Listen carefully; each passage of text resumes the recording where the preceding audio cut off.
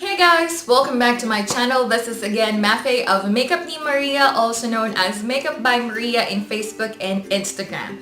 So today is the second week of our Foundation Friday series, which is called the Funda Friday Upgrade, wherein I will actually be showing you a foundation that belongs to my Pro Makeup Artist kit. And I will be giving you a review, wear test, and all of the thoughts that I have about this foundation, why I chose it to be part of my Pro Makeup Artist Kit, and why I highly recommend this foundation to you. So kung ikaw ay nagta-transition from beginners to intermediate level pagdating sa foundation, this is one of the best video for you. So if you want to know what is the featured foundation for today, then please keep on watching. Alright, so the foundation that we will be reviewing today is this bad boy right here. This is the ELaura Mercier Flawless Fusion Ultra Longwear Foundation. So, mahaba-haba ang pangalan niya, no? So, this is how it looks like. The packaging looks like. It's a regular black box. And the shade ay nandito sa taas. And then, the claims and some of the description ay nasa likod ng box. And then this is naman, ang kanyang packaging is glass bottle siya, na meron siyang black with tiger stripes na cover or lid. And then kapag inopen mo siya, meron siyang pump. Sorry, medyo madumi siya, no? Meron siyang pump, nasa ilalim yung kanyang shade, fluid ounce, which is 30 ml or 1 fluid ounce. Good for 12 months upon opening. And this is from New York and made in Canada, si ELaura Mercier. So, this is how it looks like. Meron siyang black, shiny black pump. And this is not travel friendly for me kasi medyo mabigat siya, tsaka glass bottle siya. Pero I like the packaging kasi sobrang sleek, sobrang nakakamamahalin siya lang. Madali siyang bitbitin, I think, kasi slim lang siya. Although yun nga, babasagin siya. Pero frosted glass naman. So, maganda siyang tignan. Ang lakas makamayaman.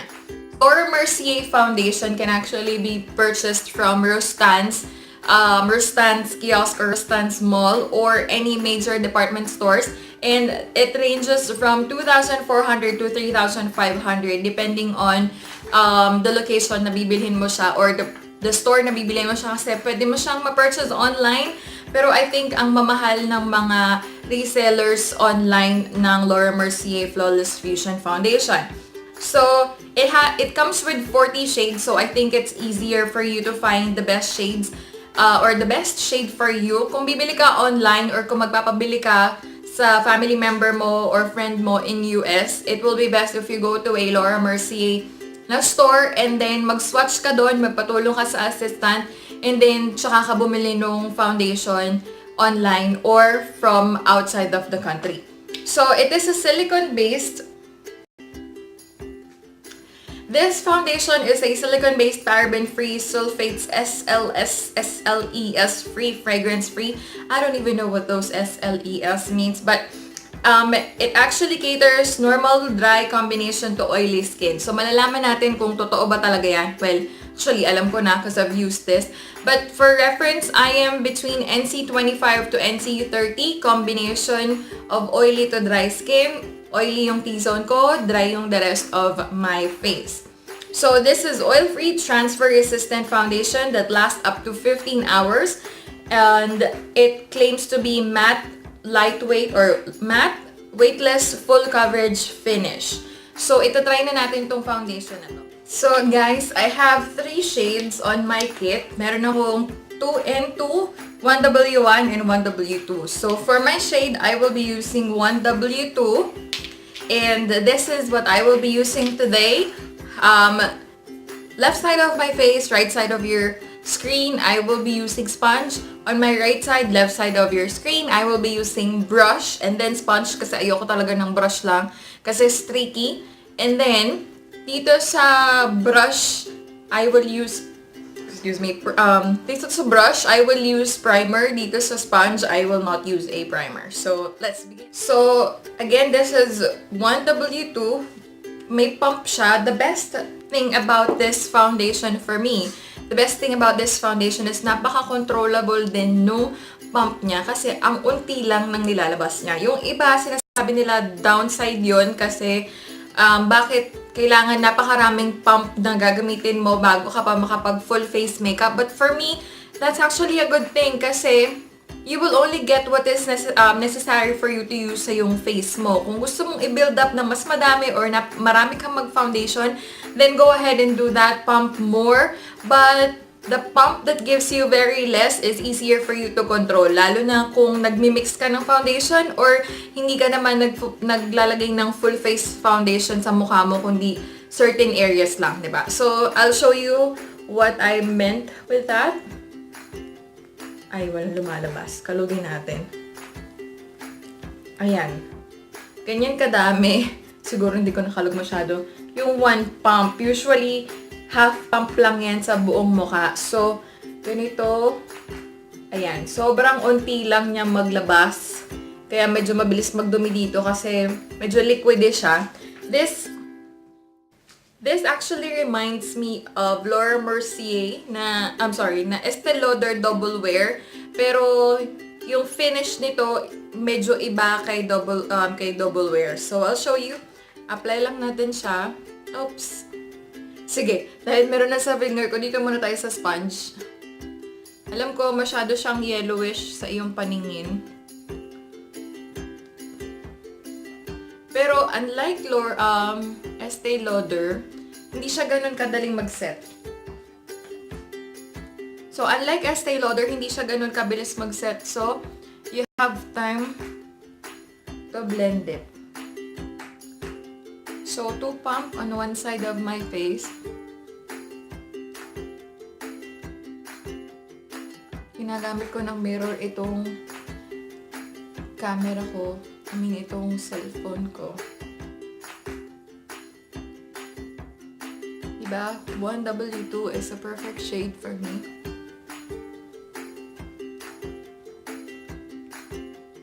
Ayan. So, full coverage siya, or medium full coverage siya. Hindi siya full na full kasi hindi niya pa natakpan. Pero na-blur out niya itong pimple ko dito na mukhang mole. At kung makikita nyo, although dahil lang yung sa ring light, hindi siya flat matte. Meron pa rin siyang konting dewiness. And it can actually set on its own. Kung gusto mo yung hindi siya flat na matte, niipit yung lamunan ko. Hindi flat na matte yung finish na gusto mo, ganyan. Hindi mo na siya kailangang iset ng powder kasi nag-set na siya on its own. Pero kung super oily ka, gusto mo yung matte na matte, then go ahead and set it with powder. So again, this is sponge without primer sa left side ng aking face, right side of your screen. Babaan natin yung ilaw para hindi masyado matingkad. Ayan. So, as you can see, kita pa rin ng konti again yung pimple, yung konting veins ko. Oh. Pero yung dito na veinings, nawala na siya. At hindi siya nag-lock sa pores ko kahit na wala tayong primer.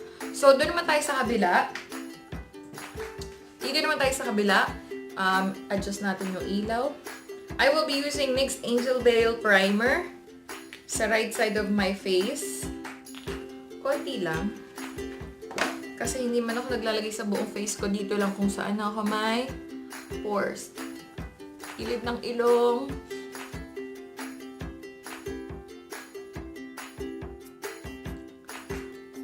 And dito sa may sides ng or sa temple ng forehead, meron din ako dyan mga pores. So, dyan lang. Pagkapahid ko, ganyan-ganyan na, dab-dab, para naman ma-absorb niya. Okay. Okay, so maglagay tayo. 2 pump yung ginamit natin kanina sa kabila. Equivalent lang ng less than a pump actually. So, apply. Hindi ko gusto yung directly naglalagay sa brush or sa sponge kasi nasisip-sip lang. Or hindi man siya nasisip-sip ng brush. Ang nangyayari kasi, pumapasok siya sa loob tapos at the end of the day, lalaban mo lang din siya. So, wala. Hindi siya kumakapit.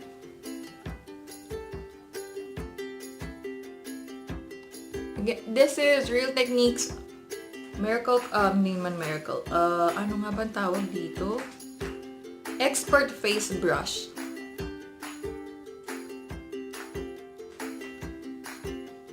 Ayan. So, hindi siya yung flat brush na kailangan mong i-drag. So, medyo buffing brush siya. So, ganyan. So, i-buff natin. Buffing brush, di ba? Immediately, makikita mo na mas full coverage to, na ang 2 pumps ay parang sobra na sa face ko. Pero kasi, depende lang sa bet mong paggamit ng paglagay ng foundation, no? Kasi maganda talaga ang application ng brush. Kasi mas full coverage siya. For my clients, I also use brush, but I finish it with sponge. Kasi nga, may pagka-streaky. Pero itong foundation na to, hindi masyadong kita yung mga streaks. Tingnan mo ha, adjust ko yung lighting. Oh, yung liwanag. Hindi siya ganun. May mirror dito sa ilalim ng ring light ko. Hindi siya masyadong ganun ka-obvious kasi creamy yung consistency niya. So, hindi bongga yung streaks. Pero, again, dahil ako ang masusunod, di ba? Hindi pala nilagyan ko kabila. Lagyan nga natin. Sayang naman. Ako yung masusunod. So, iba-brush ko pa rin siya. Wait lang. Ayan yung brush. So, alam na natin na mas full coverage si, babaan ulit natin ang ilaw, masyado mataas. Mas full coverage si brush, pero para lang matanggal yung streaks, gagamitin natin si sponge. Kung gusto niyo mag-conceal, i-conceal niyo na lang yung mga ganyang spot kasi sayang naman kung foundation pa yung gagamitin niyo. Or gamitin niyo rin yung foundation to conceal. Tingnan natin. I'll show you kung gaano ka coverage, gaano ka full yung coverage niya as concealer. Konti lang.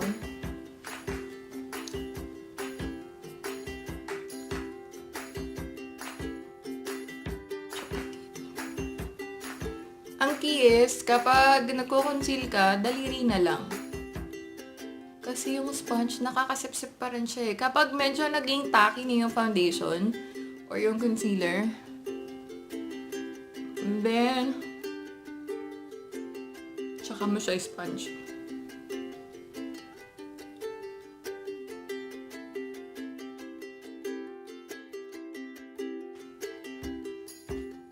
Ito, medyo nagtuyo na siya ng konti. Rough lang. I mean, pat-pat lang. Again, ito, highly recommend ko to sa oily, combination to oily. Kung combination ka, wag mo na siyang iset ng powder. Kung super oily ka, pwede mo siyang iset ng powder. Kasi demi-matte siya, ang finish niya, demi-matte. Pero, talagang ang lakas ng oil control nito, promise. Hindi ko nga alam kung bakit sinasabi niya it's good also for dry skin and normal skin. Pero parang, ayan o, hindi mo na siya masyadong makita. Maliwanag lang kasi siya, kaya ganun. Pero sa malayo, blurred na talaga siya. Hindi ko talaga alam bakit sinabi nila na for all skin type siya. Yan, hindi siya ganun kaputi. Malayo sa skin tone ko. Tama lang. Ganyan. So, dahil hindi ako mahilig sa super matte foundation, hindi ko na to dapat isi-set ng powder. Pero, dahil highly recommended ko siya for full coverage for oily combination skin. Then, yung right side na lang din isi-set ko ng powder, yung kabila hindi, para makita nyo kung ano yung sinasabi kong pinagkaiba na it sets on its own kahit walang powder.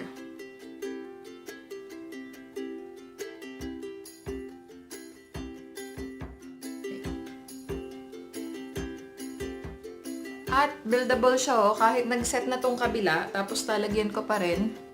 Ano ba ito? May mga pimple scar. Hindi siya nagpa-patchy. Pero for sure, kapag sinet mo na siya ng powder, tapos papatungan mo ulit, lahat naman yata ng foundation, magkikake na pag ganon.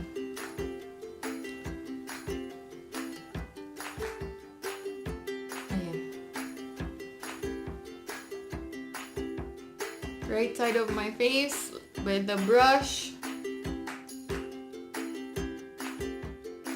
and sponge. Ito naman sponge lang without primer. This is with primer. So para sa akin, mas smooth lang talaga. Kung sabihin natin ito 3 out of 5, ito 4 out of 5. Yung magiging difference niya. Kasi hindi naman talaga ganun ka-perfect yung skin ko. So, kita ko ba rin yung pores ng bahagi. Ay, actually, yung super laking pores lang, yung makikita mo. Yung mga hindi masyadong visible, dito may konti pang kita.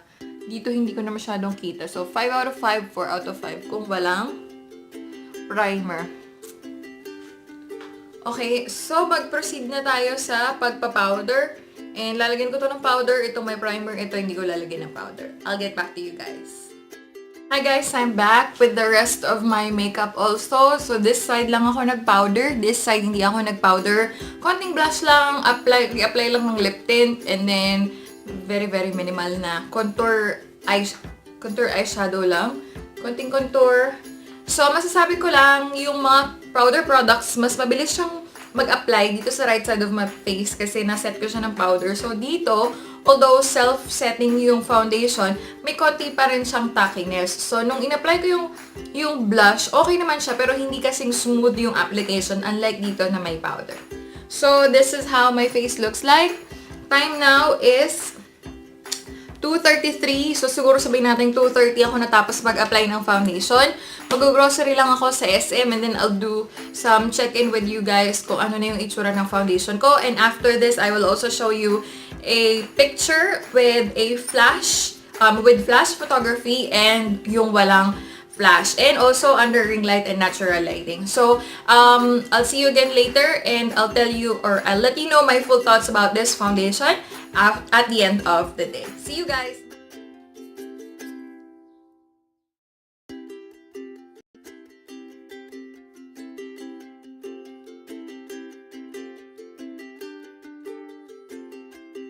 Hi guys, this is how it looks like in natural lighting. Again, this is the left side of my face. Masyadong maliwanag. Kung saan I use ELaura Mercier Flawless Fusion Foundation without setting it, using a sponge and without primer. So this is how it looks like. On this side of my face, I used brush and then sponge. Dito mas marami-rami yung texture ng skin ko, so nakikita nyo siya. And then, I used brush and then finish it with sponge. And then may primer din to, which is the NYX Angel Veil Primer. And sinet ko rin siya ng powder. So, para malaman nyo yung difference. Kasi, ako personally, I'm combination to oily skin. I don't like super matte finish. But for the purpose of this review, I put powder here. Dito hindi kasi that's what I normally do. I don't set my foundation with powder. I just let it self-set para medyo dewy pa rin siya. So again, time now is 2:36. Official time na lang natin ng 2:30. I'll just go for grocery and then I'll do check-ins every now and then. Alright, I'll see you guys later. Guys, check in. It's now 6:49 p.m.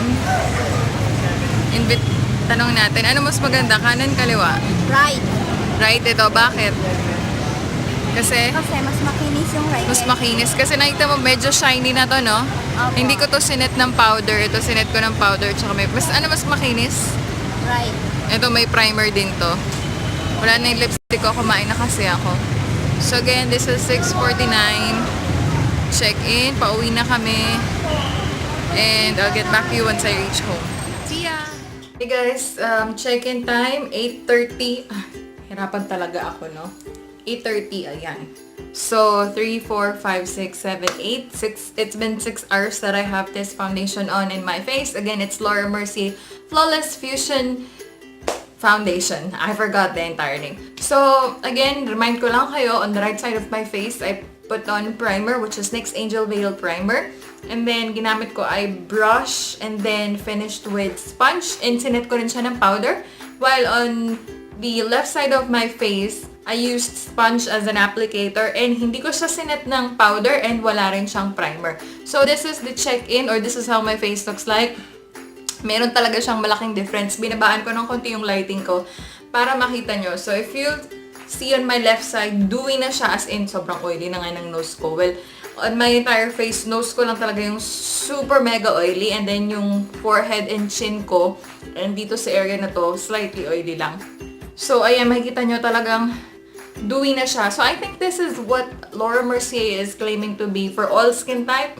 Whether you're dry skin to normal or combination to oily. Kasi, I think if you'll treat your face the way I treat my left side of the face, na hindi ako nag-set ng powder and nag-sponge lang ako, ma-achieve nyo pa rin yung may pagka-dewy or natural finish ng foundation kung dry to normal skin ka. Kasi ayan o, huwag nyo nang pansinin to kasi super oily na talaga siya. Ayan, so, di ba yung mga dry skin, gusto nila yung mga dewy-dewyhan. So, ayan, hindi siya nag-cling sa dry patches ko. Medyo may konting pamumuo lang ng konting-konti lang na foundation dito sa area na to kasi remember nag-layer tayo ng foundation dyan. But the rest of my face, sorry, natingnan ko dito sa ilalim. Dito lang may konting cakiness na naganap. Hindi siya actually cakey. Pag pinunasan mo siya, ginanyan mo siya, wala na. So, hindi ko alam kung bakit. Ayun, wala na. Pagkapunas ko ganyan lang. Hindi ako nag-retouch ng powder at all on both sides of my face. Yung kaninang medyo namumumo dito, ginanyan ko lang siya, tinap ko lang siya. Nawala na. So, siguro dahil lang sa pawis kasi pinawisan din ako. Nag-commute ako from home to SM and then going back. And then, ayos ko na yung mga grocery ko. So, napagod din ako at pinawisan. At the same time, dito, as usual, again, hindi nawawala yung sipon ko. Pag sobrang lamig, I started sniffing and then pag sobrang init, ganun din. Kaya, again, tissue dyan. Kaya, mapula yan. But it's very forgiving knowing na pag malayo, normal naman siya tignan. Again, dewy and oily. Mamaya na ako magbablot. Siguro sa 8th hour. But dito, sa right side of my face, mukha pa rin siyang sobrang normal. As in, normal talaga siya. Demi-matte siya. Hindi siya completely matte. As I can say, as what I've mentioned earlier, hindi siya, comparable yung coverage niya and longevity niya sa Estee Lauder Double Wear. Pero yung finish kasi ng Double Wear, super matte talaga. As in, hindi siya for combination to oily. I would suggest that's for oily skin lang talaga. As in, oily the entire face. So, ayan.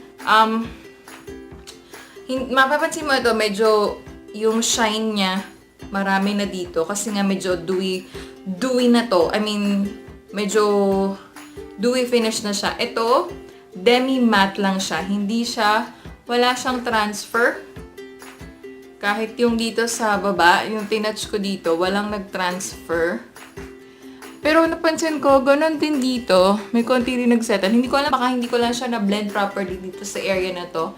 Pero pag ginanyan mo siya, walang nagbabago dito kasi sinet ko siya ng powder. So, it has something to do siguro sa pagbe-blend ko kanina. So, again, wala na po ako di pa ako masyadong nag-makeup kasi nag-grocery lang naman ako. Except my eyebrows, konting eyeshadow, eyeliner sa tight line, konting blush. Dito kasi mas marami akong blemish kasi may mga texture ako dito sa right side of my face. Pero makikita mo malinis pa rin siya, wala siyang oiliness. Magbablot tayo on the 8th hour and I'll get back to you guys. Bye!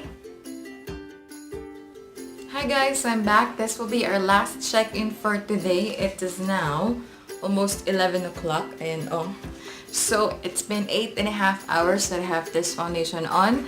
So kung makikita nyo, halos wala na talaga akong lipstick. Dito sa side na to, left side of my face, may I remind you, only sponge yung pinang-apply ko, hindi rin tayo nag-set ng powder. So again, if you are normal to dry skin, this is how you should be using this. This is how you should be using So if you are normal to dry skin, this is how you should be using the Laura Mercier Flawless Fusion Foundation. You don't have to set it. It sets on its own. And even if wala kang primer, it will still look beautiful on your skin.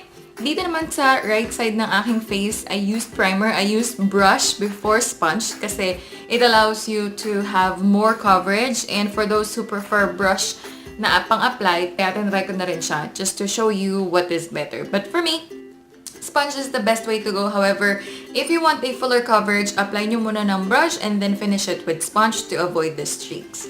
So, maganda pa rin talaga siya on the right side of my face. Kung makita mo, kahit super oily yung nose ko on this side, as in hanggang dito talaga yung oil. Pero dito, dahil nag-set tayo ng set lang ng powder, hindi ako nag-bake, hanggang dito lang yung oil niya.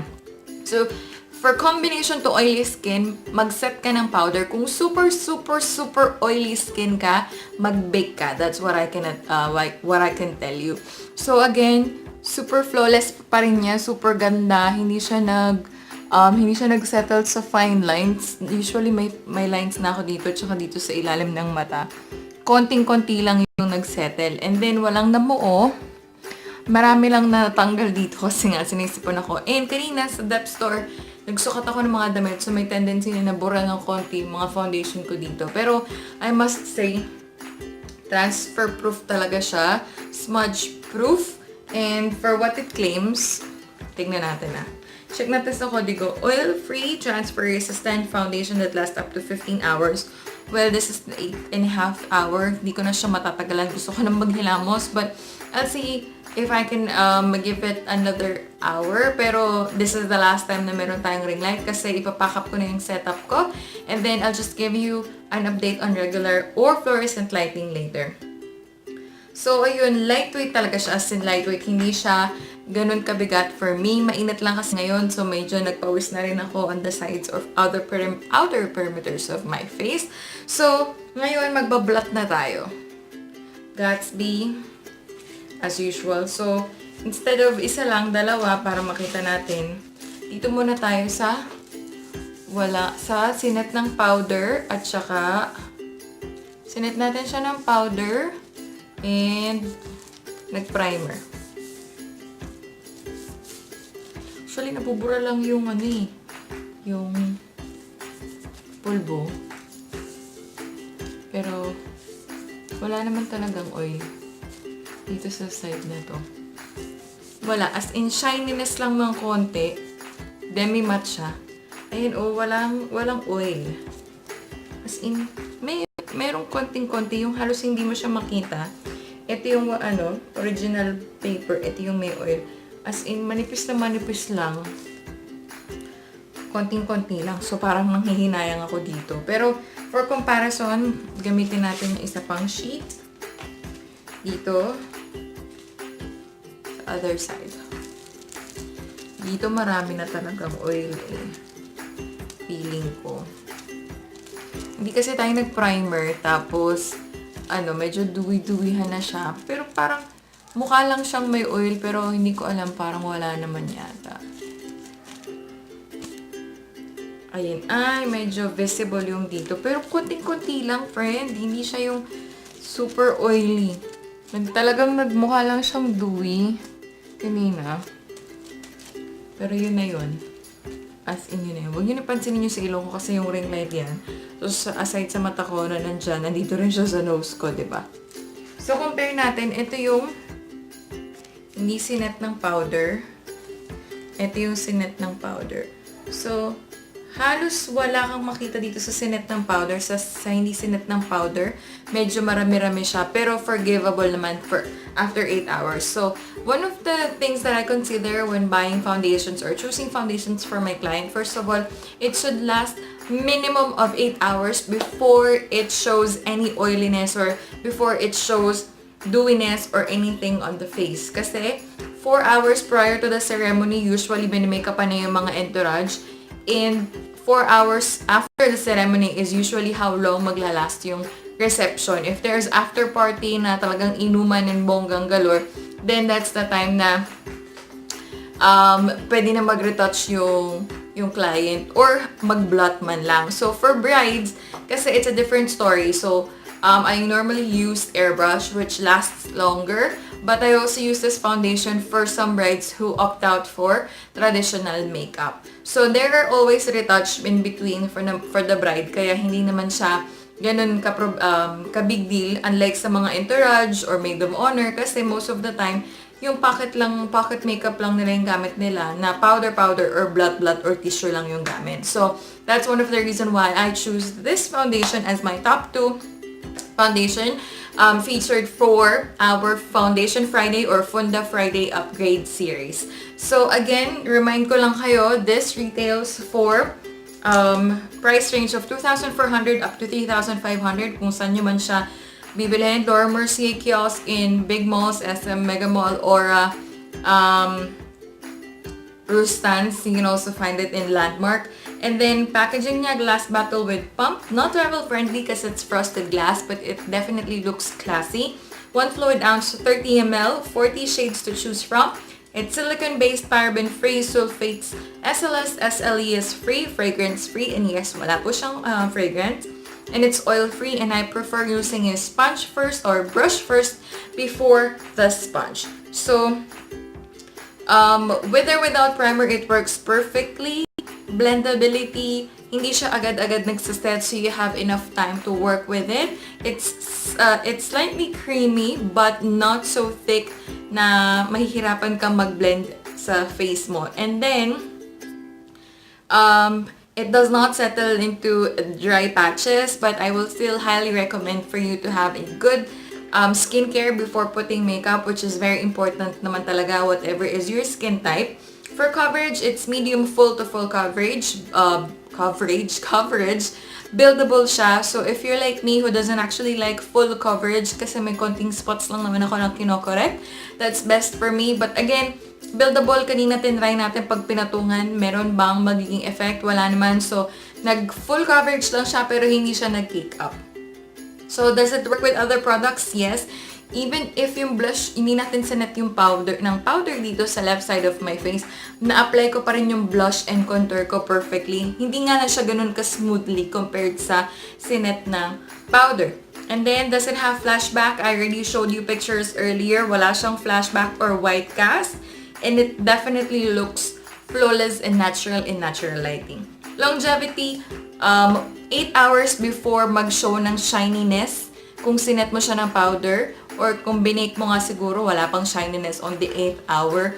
And it lasts up to 12 hours for me bago pa siya humulas based on my experience. And then, yes, it's smudge proof and transfer proof, pero hindi siya waterproof, water resistant lang siya, I think. Alright, so that's all about the Funda Friday or Foundation Friday Upgrade with Laura Mercier Foundation. I hope nakatulong tong video na to help you decide whether this will be one of the options for you to choose from if you are upgrading from a beginner to intermediate level when it comes to your makeup game. Alright, thank you so much for watching and I'll see you on my next one. Goodbye!